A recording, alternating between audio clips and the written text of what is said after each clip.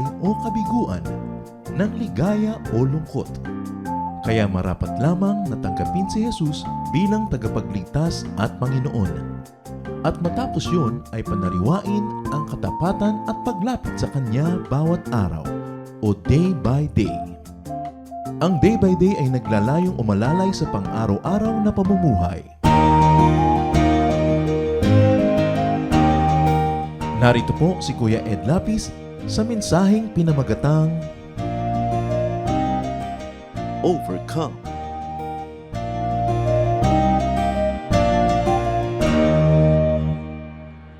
Mark 2:4, but because of the crowd, they could not get him to Jesus. So they made a hole in the roof above him and let the man down in front of everyone. Isa pong napaka-dramatic na eksena dahil merong taong gustong gumaling subalit hindi makalapit sa Panginoon. Ang mamagat ng ating pag-aaral ngayon, overcome. Dapat malampasan natin, mapagtagumpayan ang mga balakid. Panginoon naming Diyos, salamat po sa aming pagtitipon ngayon. At dinadalangan namin ng inyong presensya ang pumagitna sa amin. Kami po'y pakalinisin nyo, patawarin sa aming mga pagkukulang, punuan nyo po kami at ngayon humihingi kami ng pagtuturo. Akayin nyo po kami, buksan nyo ang aming mata, ang aming tainga nang makita namin ang kaluwalhatian ng iyong katuruan, maipamuhay namin sa aming pang-araw-araw na pakikisalamuha sa isa't isa at lalo na sa inyo. Be our teacher, be our preacher, be our guide, Father. Kayo po't walang iba ang mangaral at kami ay dalhin nyo sa mas mataas na level ng pagkakilala sa inyo. Lead us. In the name of Jesus Christ, our Lord, our Savior, your Son, we pray with thanksgiving. Amen. Mark 2, basahin po natin sa ating wika. Pagkalipas ng ilang araw, bumalik si Jesus sa Capernaum at kumalat ang balitang siya'y nasa bahay. Nagkatipon doon ang napakaraming tao kaya't halos wala nang mapwestuhan kahit sa labas ng pintuan. Habang nangangaral si Jesus, may dumating na 4 na taong may dalang isang paralitiko.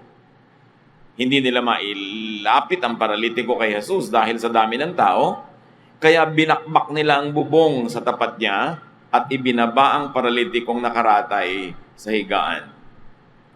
Nang makita ni Jesus kung gaano kalaki ang kanilang pananampalataya, sinabi niya sa paralitiko, "Anak, pinatatawad na ang mga kasalanan mo." May nakaupo roong ilang tagapagturo ng kautosang na nag-isip ng ganito. Bakit siya nagsasalita ng ganon? Nilalapastangan niya ang Diyos. Hindi ba't ang Diyos lamang nakakapagpatawad ng kasalanan? Alam ni Jesus ang kanilang iniisip, kaya sinabi niya agad, bakit kayo nag-iisip ng ganyan? Alin ba ang mas madali? Ang sabihin sa paralitiko, pinatatawad na ang kasalanan mo, o sabihin, tumayo ka, bitbitin mo ang iyong higaan at lumakad ka. Ngunit, upang malaman ninyo na ang anak ng tao ay may kapangyarihang magpatawad ng mga kasalanan dito sa lupa, sinabi niya sa paralitiko, tumayo ka, buhatin mo ang iyong higaan at umuwi ka na. Tumayo nga ang paralitiko, kaagad nitong binuhat ang kanyang higaan at umalis.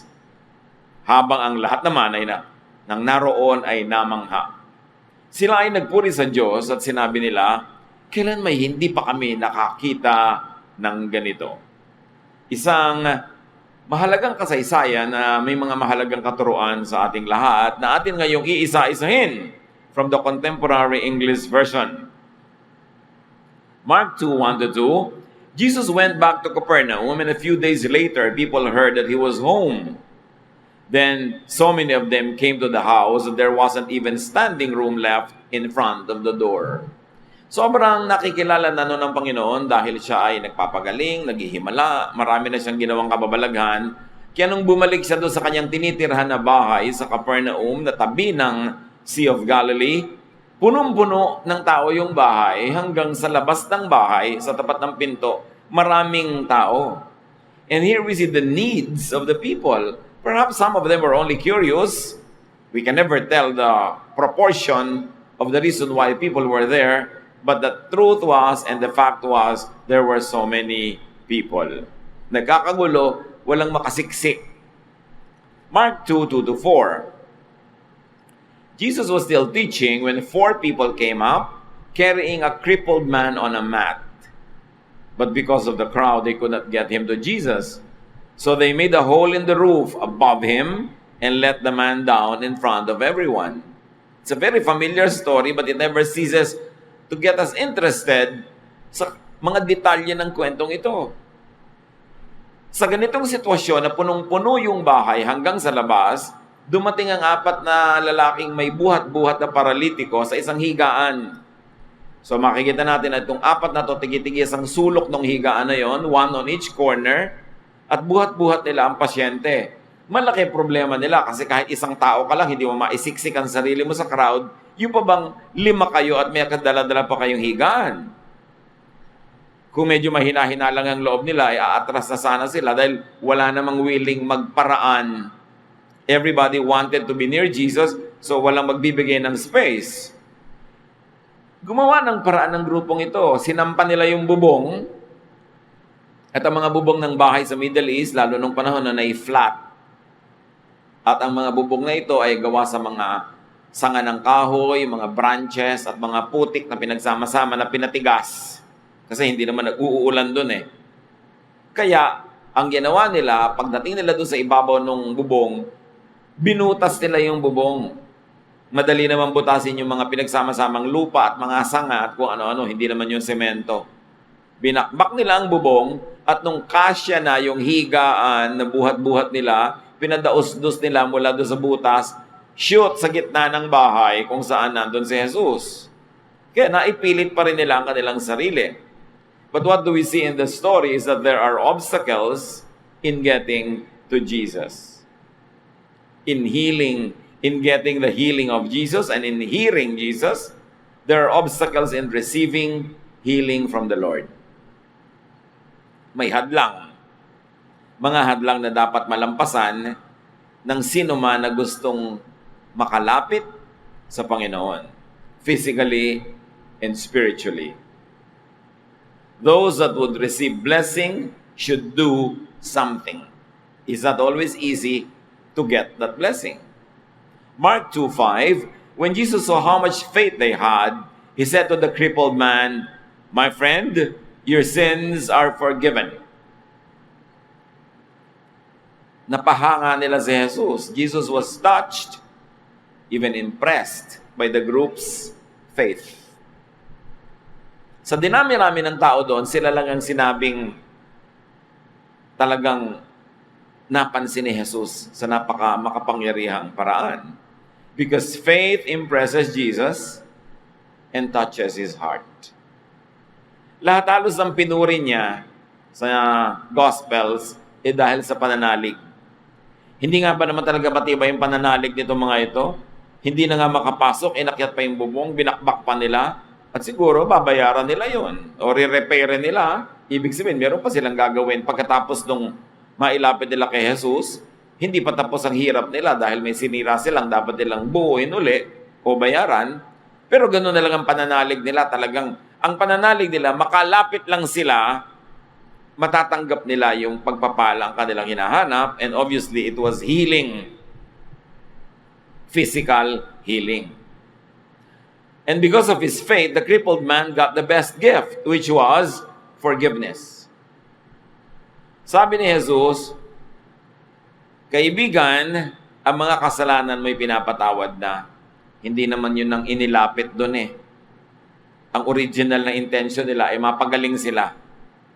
Pero dahil sobrang na-impress ang Panginoon sa kanilang pananalig, binigyan sila ng mas maganda pa kaysa sa original na gusto nila. At yun ay kapatawaran. And that was very consistent with the ministry of Jesus because Jesus came primarily to seek and save the lost, meaning to forgive sins, to cleanse hearts, to restore people, to give them a new start. Nagkataon lang na talagang napakabait niya at makapangyarihan naman, naghihimala tuloy pag may mga kailangang paghimalaan. Pero ang number 1 na dahilan ng pagparito ay para magpatawad ng kasalanan, para ibalik ang relasyon ng Diyos at tao. One of the first instances ito when forgiveness because of and salvation by faith was clearly preached. Tandaan natin na bago pa nangyari ang eksenang ito, nakatanim sa utak ng mga Israelites ang isang katerbang laws, isang katerbang do's and don'ts, that sa kanila, salvation, going to God, is a series of very difficult things to do. Works. And then sabi ni Jesus, because of your faith, your sins are forgiven. Wala namang ginawa yung tao, hindi siya nagbayad ng multa, hindi nagbigay ng mga sin offerings, hindi gumawa ng mga sacrifices, pero pinatawad. Unang-una, sa pandinig ng marami doon, itong ganitong katuruan na pinapatawad ang isang tao sa kanyang kasalanan nang wala naman siyang ibinabayad. Kinapakalinaw sa atin, ang ministry ng Panginoon talaga ay magbigay ng kapatawaran na walang bayad dahil siya naman ang magbabayad noon. And this should be the ministry of believers, to extend forgiveness to people, not to condemn them. Na dapat ay gano'n ang nangyayari, pero nakakalungkot na nababaligtad. Maraming mga mananampalataya, mas relihiyoso sila, mas nagko-condemn ng kapwa. Kesa sa ang inaatupag ay mag-extend ng kapatawaran ng Panginoon sa mga tao. Ang ine-extend nila ay judgment, punishment, na hindi naman ganon ang halimbawang iniwan ng Panginoong Yesus. Mark 2:6-7. Some of the teachers of the law of Moses were sitting there. They started wondering, why would he say such a thing? He must think he is God. Only God can forgive sins. So may mga tao doon na hindi naman talaga naghahanap ng lunas, hindi naman talaga nananalig. So ba't sila nandun? Naghahanap ng mali. Meron laging mga ipinapadalang ahente ang temple, yung mga religious leaders para manmanan si Jesus, hanapan ng mali at maidemanda nila, maparusahan nila. At nandito yung mga teachers of the law of Moses. And whenever they are featured in the life of Jesus, they are shown as people who were against what Jesus was doing. Because formalistic religious persons could be so difficult, off tangent and out of touch. Merong kahanga-hangang nangyari, mga taong gumawa ng paraan, binakbak ang bubong para makalapit kay Jesus. Dapat yun ang kwento, headline. Pambihirang paniniwala ito, umakyat sa bubong, binakbak ang pwedeng makaharang sa kanila at dinausdos ang pasyente. Yun ang big news. Kahanga-hangang pananalig and resourcefulness. Pero dito sa mga religious people na ito, na-ignore nila yon. There's another bigger news, that Jesus forgave sins, which people should be very happy about. Kasi lahat naman ng tao may kasalanan, lahat ng tao kailangan ng forgiveness. Mahirap bang isipin na, kung ang paralitikong ito'y pinatawad, edi ako rin pwedeng patawarin, ikaw din pwedeng patawarin. Dapat tayo magsaya dahil dumating ang kapatawaran, hindi ka parusahan. Pero hindi yun ang nakita ng mga religious leaders na ito. Hinahanapan nila kasi ng maipipintas. Dapat makahanap sila ng mali. They knew that forgiving sins was God's prerogative, but they failed to consider that Jesus could be God the Son. Alam na alam nila, Diyos lang ang nagpapatawad. Diyos lang ang pwede magpatawad. At nung nadinig ng patawad si Jesus, hindi man lang nila inisip na, baka naman Diyos siya. Baka siya ang iniintay natin. Baka siya ang Son of God. Siya ang Messiah, siya ang Kristo na iniintay. No, hindi nila yun inisip dahil bulag sila sa kanilang intensyon na hanapan ng mali si Jesus.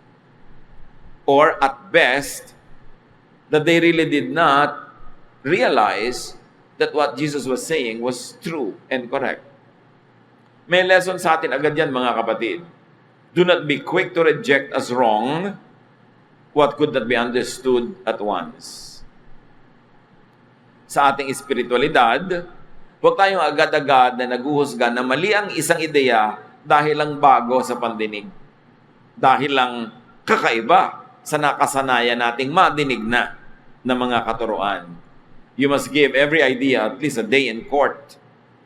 Siya ay suriin, pag-aralan, ipanalangin, bago husgahan at i-reject.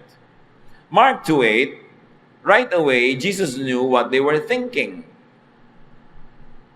Jesus knew the thoughts of the performers, meaning the four carriers and the patient, and Jesus also knew the thoughts of the audience, yung mga nandun lang para maghanap ng mali. Mark 2:8, and he said, "Why are you thinking such things? Why doubt who I am? Why doubt what I could do?" In fact, nandito kayong lahat sa loob-loob ni Jesus dahil napalitaan nyo na ang mga pinaggagawa ko. Alam nyo na nakakaiba that I could do miracles. Tapos ngayon, di pinagdududahan nyo yan. Why focus on a technicality? Why neglect the bigger issue? At yan ay isa sa mga laging ipinupunan ng Panginoon sa mga religious critics niya, that they focus on the speck and not see the log. Laging maliit, pinapalaki. Pero nineneglect nila yung tunay na malaking mga bagay dahil self-righteous sila. Why not be thankful instead that forgiveness is being given? Because it is very possible that you too could be a recipient of the same grace, the same blessing. So sabi ni Jesus, bakit ganyan kayo mag-isip? Mark 2:9, is it easier for me to tell this crippled man that his sins are forgiven? Or to tell him to get up and pick up his mat and go on home? Nag-focus ngayon ng Panginoon dito sa kanyang mga critics. Sabi niya, ba't kayo ganyan mag-isip? Alin ba ang mas madali na sabihin, na gawin? Nasabihan ang taong ito na pinapatawad ang kanyang kasalanan o sabihan ko siya ngayon din, tumayo ka, bitbitin mo yung higaan at umuwi ka na. Alin ang mas mahirap dyan? Talk is easy. So you doubt my talking because you know that talking could be easy because you are also very talkative. You say so many things that you don't mean.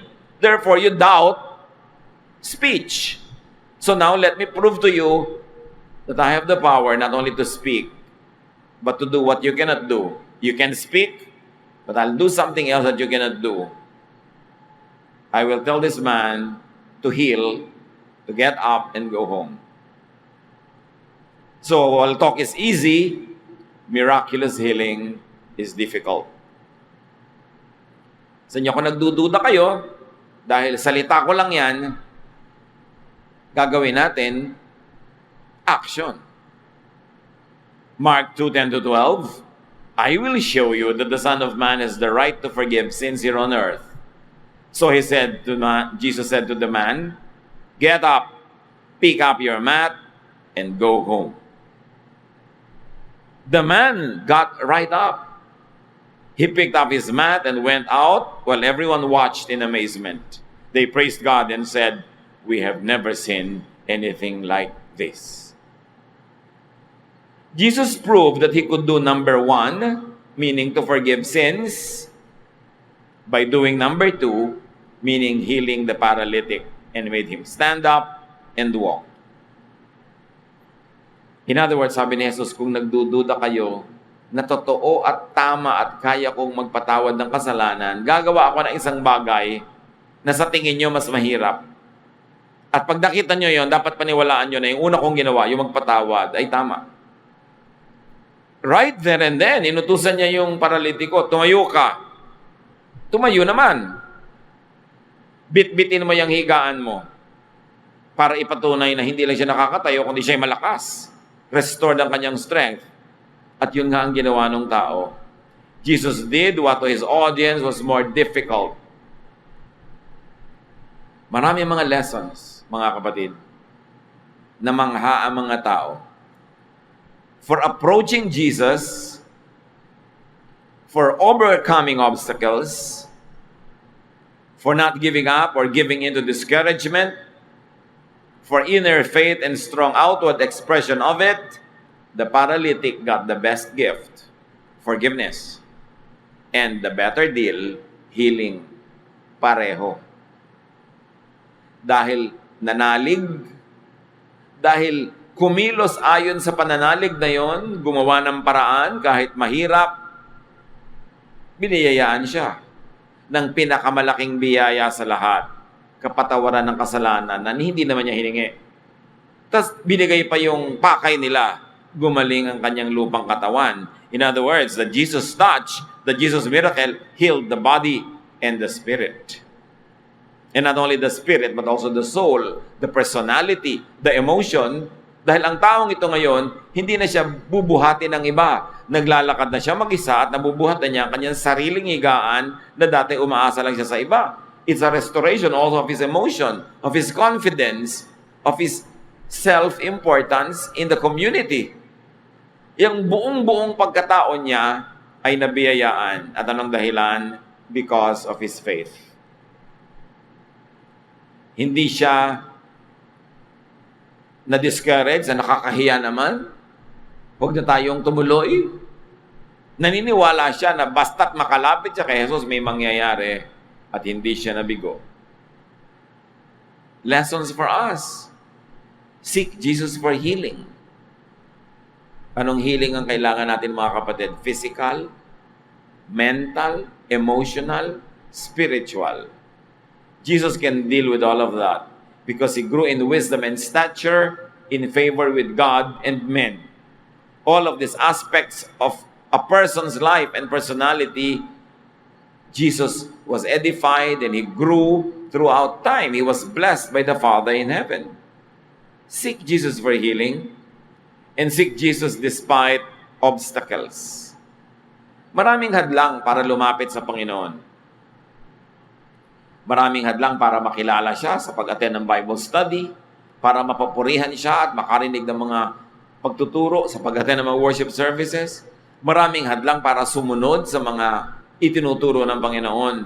Pero yung taong pinagpala siya kasi hindi siya nagpaharang sa anumang hadlang. Seek Jesus for the best gift, forgiveness. Huwag lang kayong lumapit sa Panginoon para sa mga pang-araw-araw na pangangailangan. Next week, kailangan din naman uli. Huwag lang sa mga bagay na lumilipas, sandali lang. Unahin natin yung talagang mahalaga, yung pagmatagalan, yung kapatawaran ng ating mga kasalanan para magkaroon tayo ng buhay na walang hanggan. At tapos ilapit din natin ang mga bagay na bagamat sandali lang naman talaga ang pangangailangan natin doon kasi mga temporary, pero hindi yun minamaliit ni Jesus. Pinagaling din niya yung tao. Hindi naman sinabi niyang, pinapatawad na kita, therefore may buhay na walang hanggan ka na, so pasensya ka na lang na paralytic ka buong buhay, sandali lang naman yan. No. The Lord also healed him. Pero siyempre, prerogative niya, no? Ang pagpapagaling. At meron din tayong role. Gaano kalaki ang ating pananalig? Dahil kung anong ating pananalig, yun naman ang pakikitungo sa atin ng Diyos. When you believe, you get forgiven. You are made a child of God. Kauna-unahang instance, after His first miracles, that Jesus said that when people believe, they could be forgiven. Hindi mo na kailangan magsakripisyo, magbayad ng kung ano-ano. Hindi natin kailangan suhulan ng Diyos para tayo patawarin. Hindi natin kailangan makipag-bargain. Napaparusahan mo pa yung sarili mo, sasaktan mo pa para kapatawarin. Just believe in the Lord.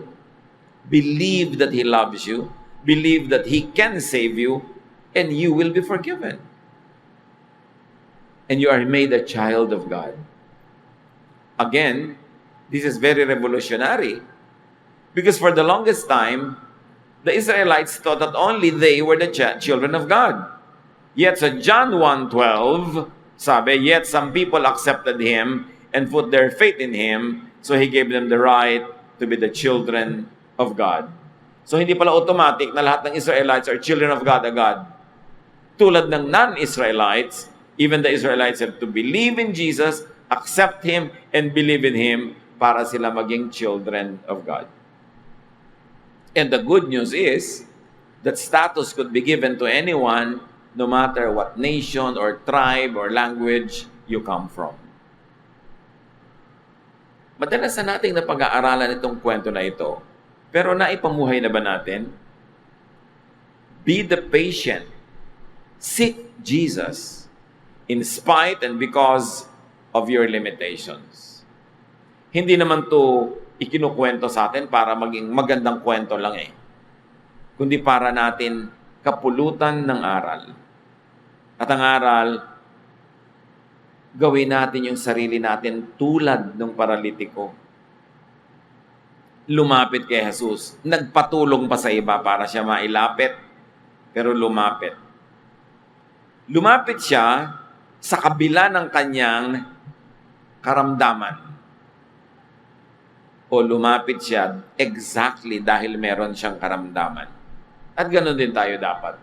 Hindi excuse na meron tayong weakness, ayaw mo lumapit sa Panginoon. Mas may weakness ka, mas kailangan kang lumapit.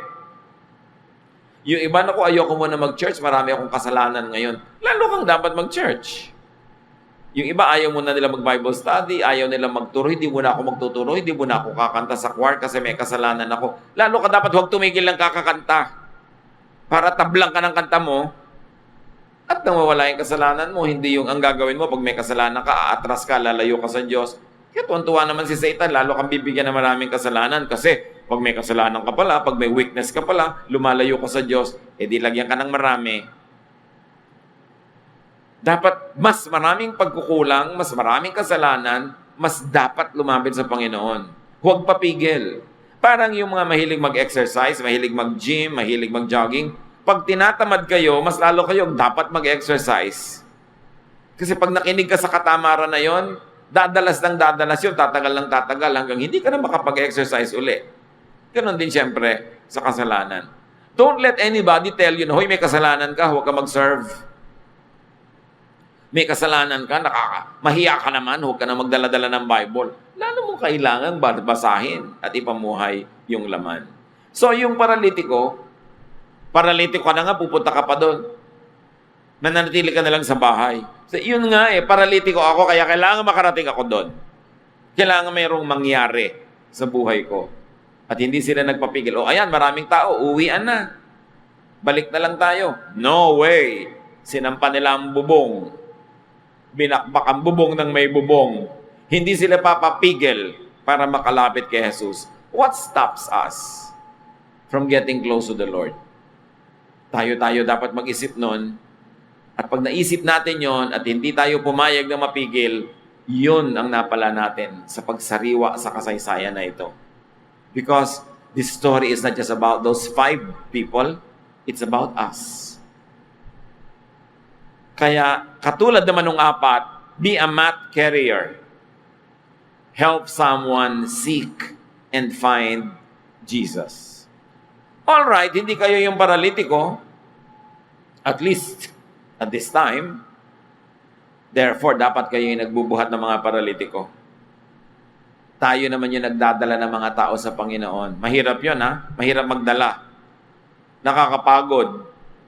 Kuminsan yung dinadala mo, ang bigat-bigat. Kuminsan maarte pa. Ganon din yung gusto mong isama sa Bible study, isama sa church. Dadaanan mo pa, susunduin mo pa. Pag may meriendahin mo pa yan, pag nagutom. No? Dahil maraming reklamo, niyaya mo ako dito, maalikabok pala, mainit pala, so papay-pay ka pa. Ganon talaga, ministry yan Pero nakita nyo, they were all blessed because the Lord saw how faithful they were. At any given time, you could be the paralytic that needs help. Don't refuse help. Don't be proud. Pagka namomroblema ka, nagkakasala, natitempt, nanghihina, huwag mong ikahiya yun. Kailangan humanap ka ng tulong. Kailangan may napagkakatiwalaan kang ipag-pray nyo ako, suportahan nyo ako, samahan mo ako ngayon, mahina ako, kailangan ko ng support, kailangan ko ng prayer support, kailangan ko ng magtuturo sa akin, kailangan ko ng mananalangin para sa akin. Huwag tayong mahiya. Do what it takes so that you are taken to Jesus. At kung tayo naman yung may lakas, huwag tayong magkait ng lakas na yon. Magdala tayo ng mga tao sa Panginoon. Kahit tayo mahirapan, hindi lingid sa Panginoon ang ating pananalig, hindi lingid sa Kanya, maging ang ating mga pagsisikap. Kaya nakita nyo, ginantimpalaan sila. Anong pag-akyat sa bubong ang dapat natin gawin para lumapit sa Panginoon? Anong bubong ang dapat natin bakbakin? Anong dapat natin gawin para malapit tayo sa puso ng Panginoon? overcome obstacles. Kaya yan ang pamagat ng ating pag-aaral. Yung paralitiko at yung apat na tagabuhat, ang obstacle nila, maraming tao, hindi sila makapasok. Tayo, merong ating-atin na mga obstacles. Pumipigil para lumapit ka sa Panginoon. Huwag kayong papigil. Kailangan gawan niya ng paraan. With the same obstacle comes a way to overcome it. So be an overcomer, not a quitter. Meron naman talaga gusto na magbago, aatras pa. Meron gusto na maglingkod, aatras pa. Madaling ma-discourage, madaling panghinaan ng loob, madaling mahiya, kung ano-anong dahilan, ang ending hindi natutuloy. Kung ano man ang spiritual project nyo mga kapatid, kung ano man yun, ituloy nyo. Huwag kayong mapigil because there's a reward waiting for you. Basa ng Panginoon yung isip ng mga critics niya at lalo namang basa niya yung puso ng mga nananalig. And the Lord is always ready to bless, to reward those who seek Him, especially those who seek in faith. Ama namin, sa kwentong ito, ituro mo sa amin kung sino kami sa kasaysayan. Sino sa mga characters na yun kami o sino-sino sa mga character na yun ang pwede naming masabing we relate with those characters. Ipalinaw, ipaliwanag mo sa amin, Panginoon, yung katuruan sa kasaysayang ito at mai-apply namin sa aming buhay. Na kung kami yung pasyente, kami yung tumutulong, maging matapat kami, masigasig, at huwag kaming panghihinaan ng loob, magpatuloy sa paglapit sa inyo, magpatuloy sa pagsunod sa inyo, at kami, Panginoon, ay humahangad, naniniwala na kami pagpapalain ninyo. At nawa, wala ni isa man sa amin na makaka-identify doon sa mga teachers of the law na walang ginawa kundi magreklamo, maghanap ng mali, at salungatin ang gawain ni Jesus. Sa simpleng kwentong ito, Lord, teach us how to apply the principles in our lives.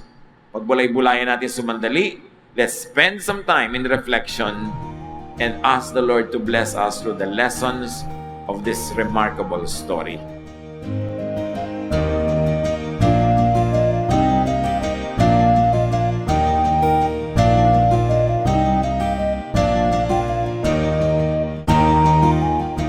Ang katatapos pong mensahe ni Kuya Ed Lapis ay pinamagatang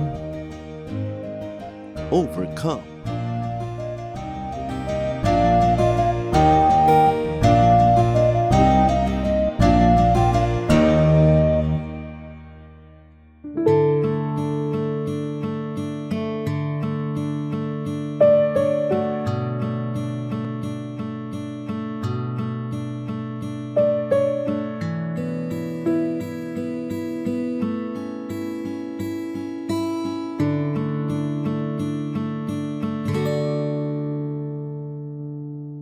Magpakailan pa man,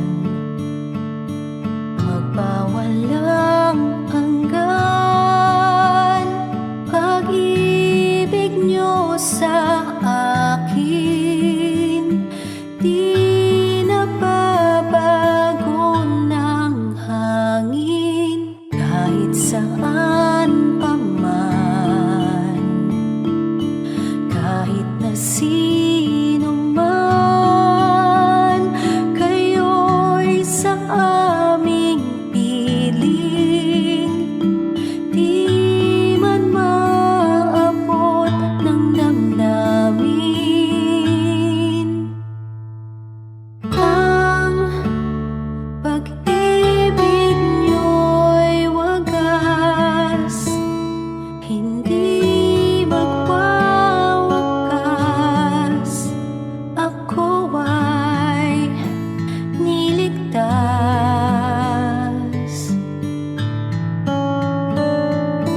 at pag-ibig niyo'y sapat, sa akin ay tapat, kahit na di ako karapat-dapat.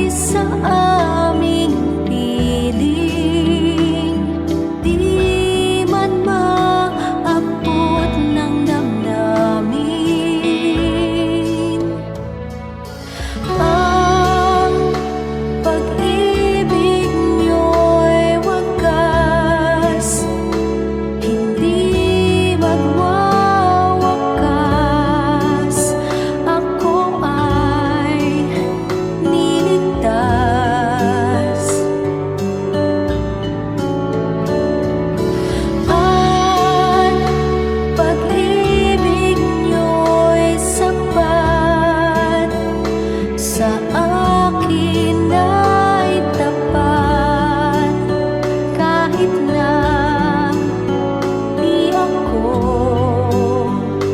karapat-dapat.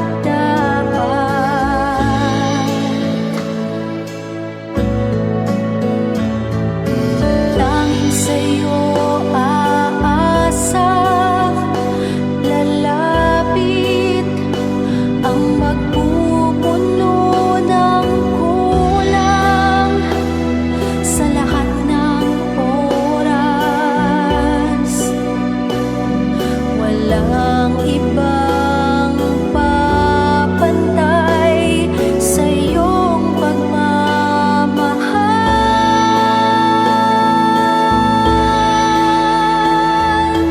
Ang pag-ibig niyo'y wagas, hindi magwawakas. Ako ay niligtas.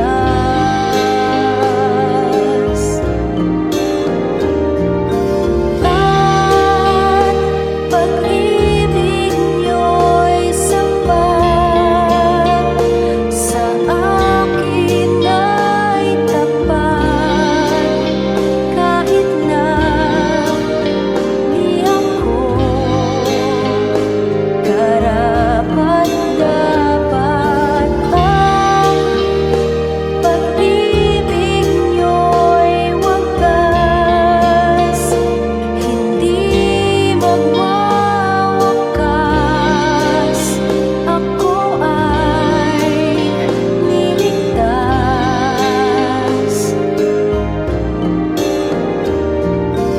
At pag-ibig niyo'y sapat, sa akin ay tapat kahit na di ako karapat-dapat. Ang pag-ibig niyo'y wagas, hindi magwawakas. Ako ay niligtas.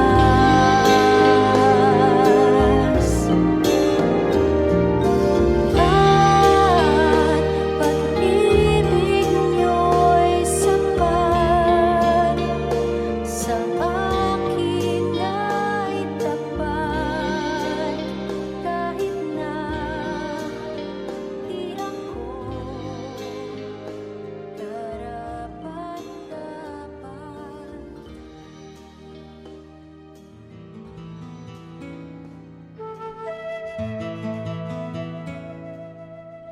Bakit mahilig tayo sa mga sausawan? Tayong mga Pilipino, basta mayroong creative process, sama-sama, lahat may participation. Cooking is a creative process. Sa atin, hindi natatapos yan sa kitchen. Yung kakain, sasali pa. Kaya meron pa siyang idadagdag na lasa, gusto ba niya ng suka, gusto niya ng sili, gusto niya ng patis, o kung ano man, ilalagay pa niya yon. Sa Western table, yung chef pag nagluto, naiinsulto siya pag nagdagdag ka ng salt o pepper, lalo ketchup. Kasi sa kanya, tapos na ang creative process sa kitchen.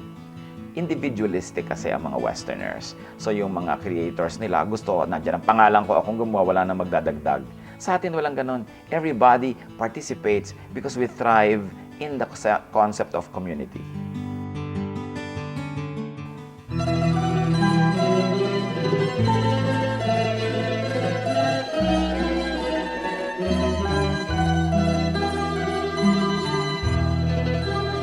O Diyos, kayo'y aming pupurihin.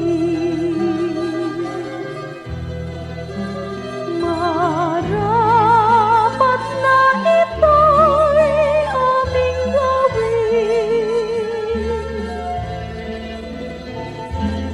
Ang inyong gawa sa amin ay namamasdan.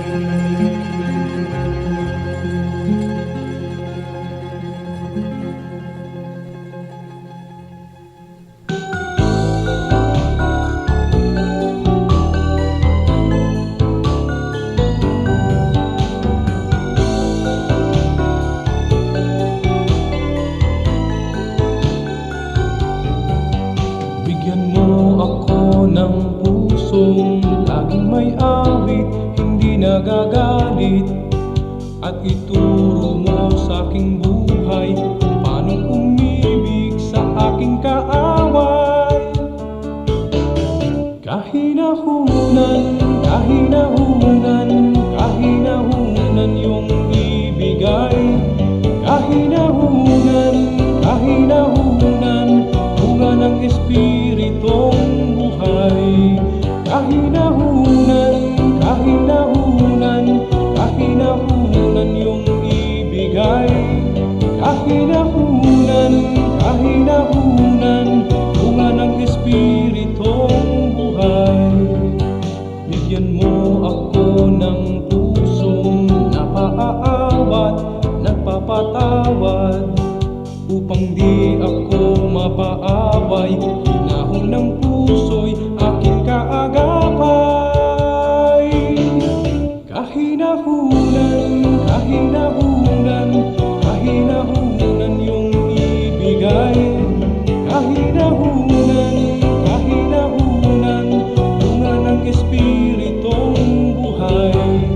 Kahinahunan, kahinahunan, kahinahunan yung ibigay. Kahinahunan, kahinahunan, bunga ng Espiritong buhay.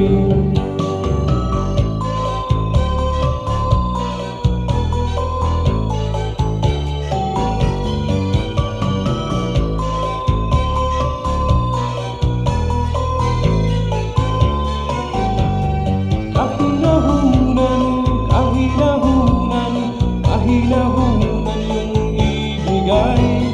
Kahinahunan, kahinahunan, bunga ng Espiritong buhay. Kahinahunan, kahinahunan, kahinahunan yung ibigay. Kahinahunan, kahinahunan, bunga ng Espiritong buhay. Kahinahunan, kahinahunan, kahinahunan yung ibigay. Kahinahunan, kahinahunan, bunga ng Espiritong buhay. Bunga ng Espiritong buhay. Bunga ng Espiritong buhay. Bunga ng Espiritong buhay.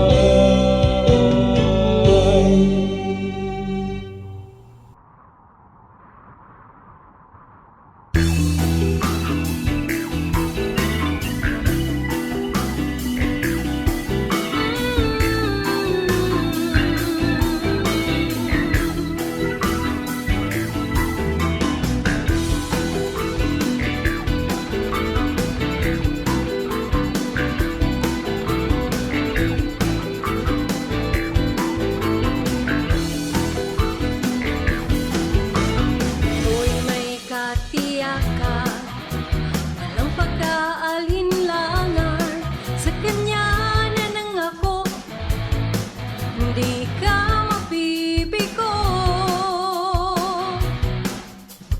Tunay siyang maaasahan, noon, ngayon at kailanman. Siya ang Alpha at Omega, walang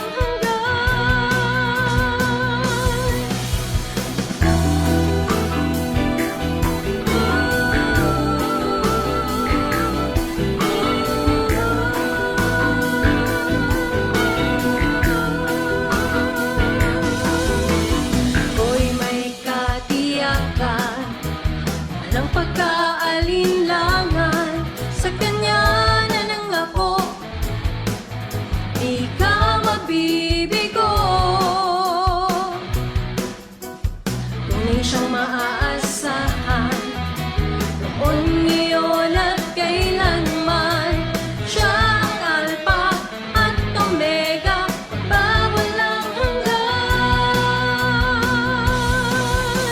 Ang Diyos na di buhay, ang Diyos na di buhay, ang Diyos natin ay buhay, magpakailan pa man. Ang Diyos na di buhay, ang Diyos na di buhay, ang Diyos natin ay buhay magpakailanman.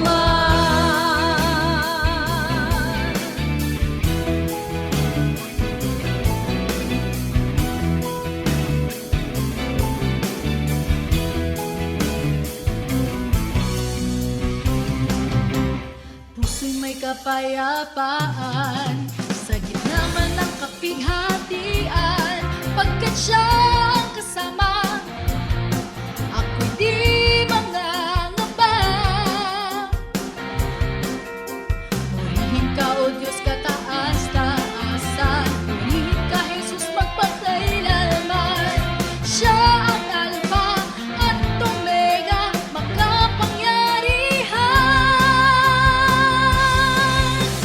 Diyos na buhay, ang Diyos natin buhay, ang Diyos natin ay buhay magpakailanman.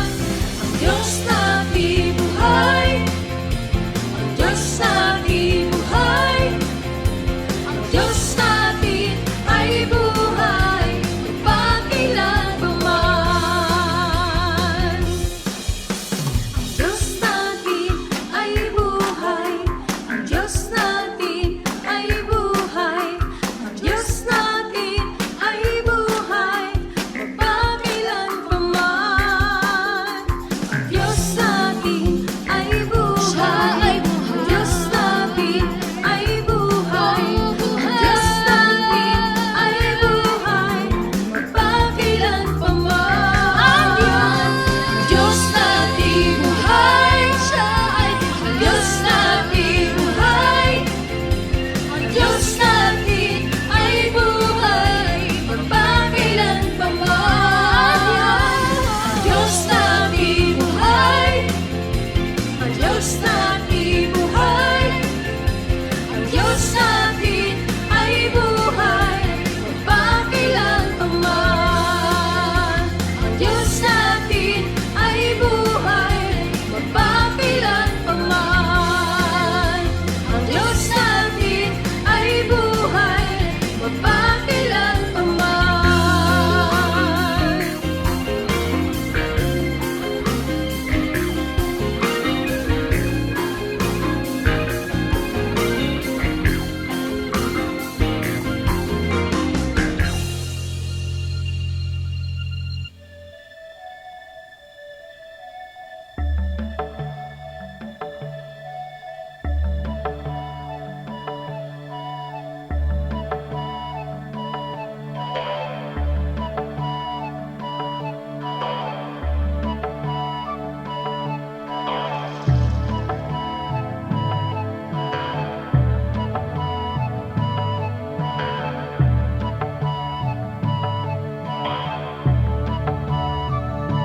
Sa pagsikat ng araw hanggang sa paglubog nito,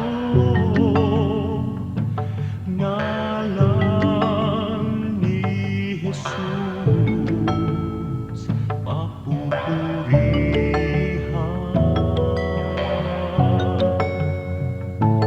Sa pagsikat ng araw hanggang sa paglubog nito, ngalan ni Jesus papupurihan.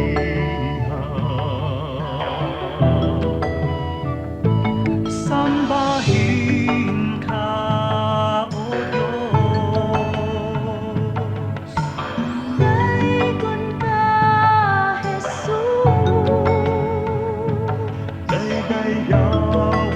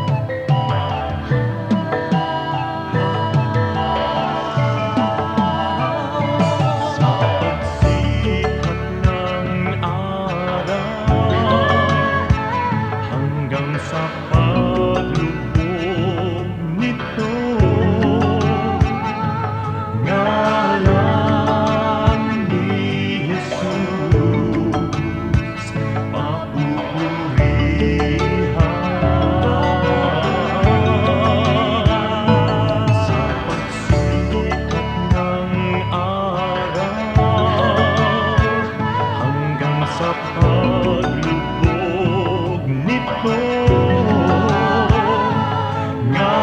Ngalan ni Jesus, papupurihan. Sambahin ka, O Diyos, daikon ka, Jesus, daydayawan ka, O Apo Diyos, sa lahat ng panahon. Sambahin ka, O Diyos, kaluhuran ka, Jesus, sa lahat ng dako, papupurihan ka.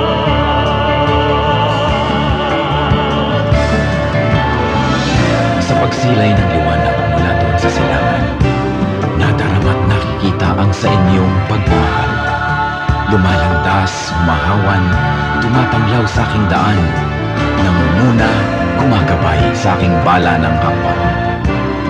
Sa pagdatalyaong gabi na malamig at mainam, akin namang nalalasan ang inyong kapayapaan. Pati ningning ng bituin at liwanag niyang buwan ay banayad kaya dulot ay madlang kapahingahan. Sa gabi man o sa araw, sa dilim man o liwanag, kayo ay aking kapiling sa lahat ng kalagayan. Ako'y hindi natitiis, ako'y hindi iniiwan, kaya lubos na papuri ang sa inyo'y aking alay. Sambahin ka, O Diyos, daikon ka, Jesus, daydayawan ka, O Apo Diyos, sa lahat ng panahon. Sambahin ka, O Diyos, kaluhuran ka, Jesus, sa lahat ng dako, sambahin ka, O Diyos, daikon ka, Jesus, daydayawan ka, O Apo Diyos, sa lahat ng panahon. Sambahin ka, O Diyos, kaluhuran ka, Jesus, sa lahat ng dako,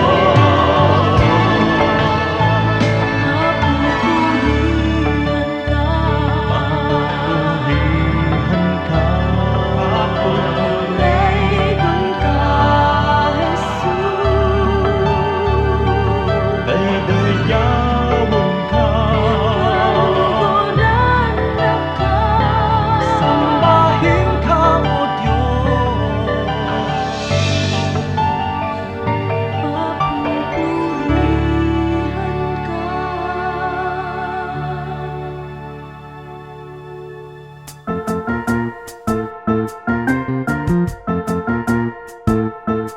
Oras na po para pansamantalang magpaalam ang programang Day by Day. Tayo po'y magsama-sama tuwing ika-6 hanggang ika-7 ng umaga, araw-araw. Magandang umaga po at mabuhay ang Panginoong Hesus!